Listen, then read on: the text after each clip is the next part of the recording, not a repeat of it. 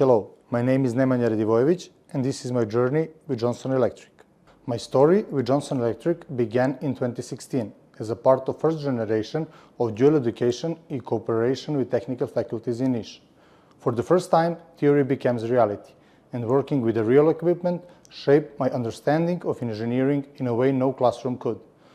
After graduation, I joined maintenance department as a maintenance technician. The support and mentorship I received from my colleagues helped me build confidence and set the foundation for the rest of my career. At the end of 2017, I continued my development in production, first as a production team leader and later as a senior supervisor on assembly line. The dynamic environment, combined with my technical background, helped me make faster decisions, support my people, and lead teams through demanding daily targets. These years taught me what leadership truly means: being present, guiding others, and help them grow. In 2023, company recognized my contribution, leadership, and commitment to developing people. That recognition led to my promotion to production manager assembly, a role that motivates me to give even more back to my team.